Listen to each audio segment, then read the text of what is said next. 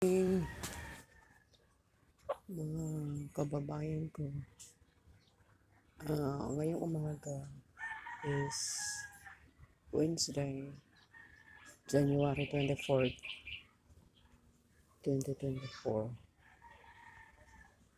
Pakita ko sa inyo yung dati mabababa na halaman na nagsitubo na, at after tumubo naglaglagan at ano na naman, sumibol na naman siya ng mayabong. Hindi ko alam kung anong tawag sa punong ito, pero once na masama daw ang pakiramdam o malakas ang gastroenteritis, parang gano'n, pinapakuluan lang daw ito, tapos marami kang isusuka tapos ayos ng pakiramdam mo. Ito naman yung neem tree na lumago na ng gusto. Ayan siya, guys. Tapos ayun yung mga pananim na biglang tumubo lang. Tapos yung bayabas, pinutulan ng anak ko yung mulberry. Sobrang taas na niya. Ayan siya. Tapos ito yung bayabas. Ito naman yung mga puno na biglang tumubo. Tapos malalaki na nagbibigay sa akin ng shade. Sa tuwing ako'y sumisilong. Ayan siya, guys. Tapos yung mga pananim, yung mga nagsitubo ng mga kasagingnan, nagkaroon ng sakit, pinatanggal ko, kaya ganyan ang nangyari. Tumubo sa may bato, yung pinabungkal ko na marami doon, ayun doon banda, guys,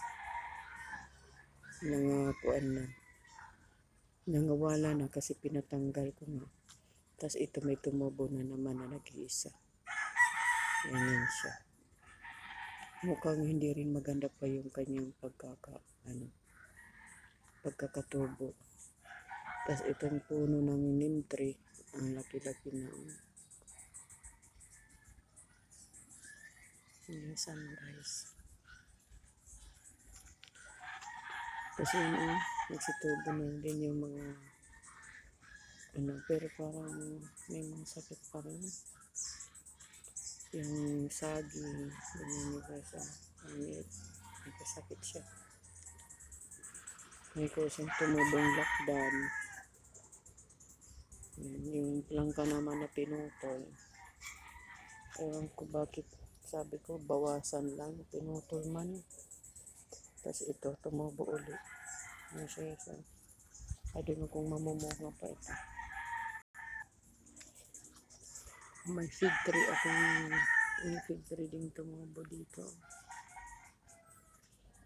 Mahawan pala, guys, kasi nagpalinis ako ulit. Kaso tumutubo na naman ulit yung mga damo.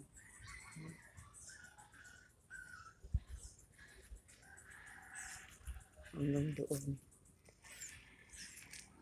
At lumaki na rin itong suha. Ito hindi ko alam. Ito, guys, yung sinasabi ko na pakukuluan lang pag sa mga pakiramdam mo sa tiyan. Ganito yung niya, yung bunga niya. Ewan ko kung anong klaseng halaman ito. Yan, ganyan siya.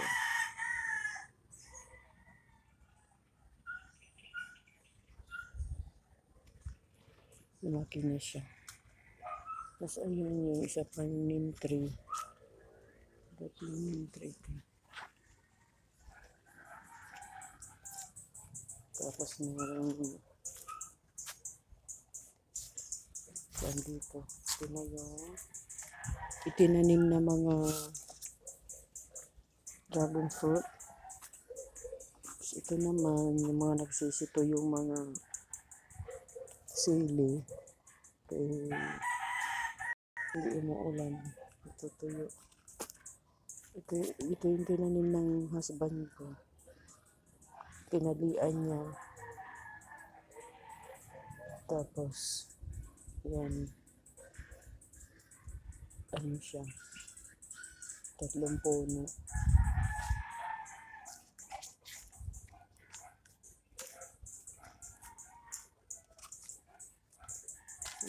Namatay yung alis.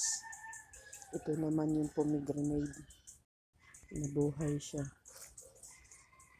Yung isa naman parang ano, hindi malaman kung ano ba, may dahon. Ito, nagkadahon niya siya.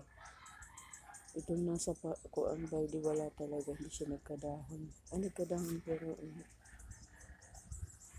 yung matambak noon ng mga puno ng sabi, nag-subside na siya guys, ayun. Kasi halos pumantay na sa pader. Yun, ayos na. Tapos yung may share kong buko ng kapitbahay ko. Ang dami ng bunga. Tapos yung kanyang mga papaya doon. Yung isa'y ang lalaki na.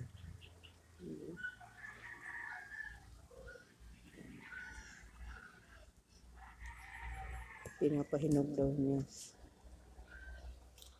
May nagsitubo na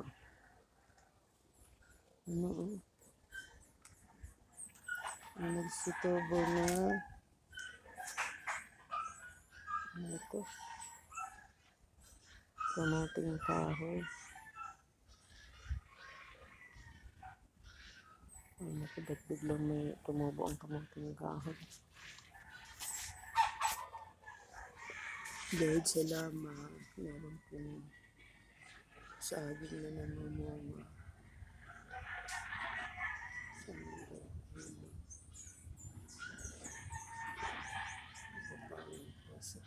Kahit pa paano, meron pang kilulusan niya natin.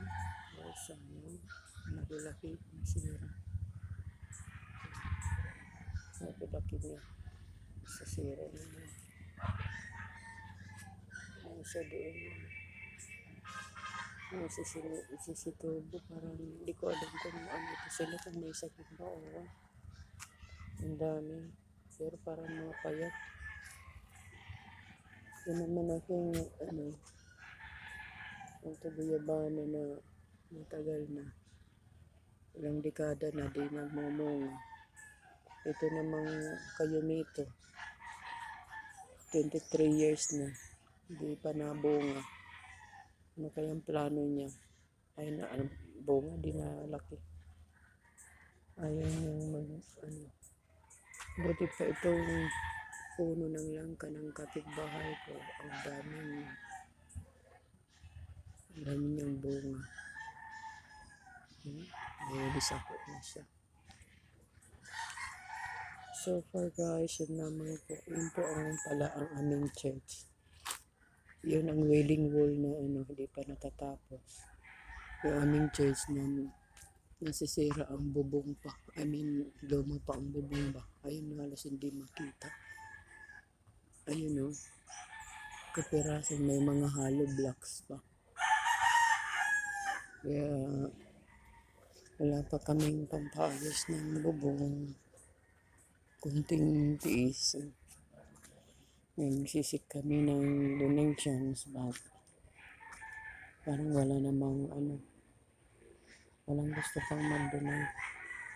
Maybe because na hindi pa kulang pa kami ng evangelization team, kay isang kuwan pa lang kami.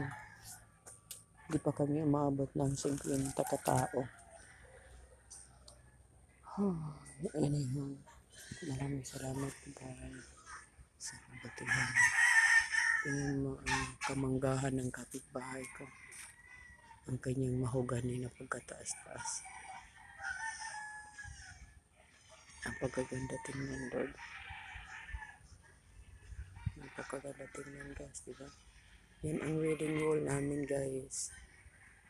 Sana matapos na. Kasi may mga graffiti na sa labas. Sa labas ng bakod namin. Dahil sa mga squatter ang nakatira, ang kapitbahay. Hindi natin masisi. Everyone is unique and special. Kaya let it be. Alam ng Panginoon ang lahat. Ayun guys, ang ganda. Ang ganda tingnan. Yun lamang po. Pasensya na walang masyadong maganda na i-view kundi itong mga kusang nagsisitubo ng mga halaman sa loob ng bakod na to. Thank you for watching. Bye.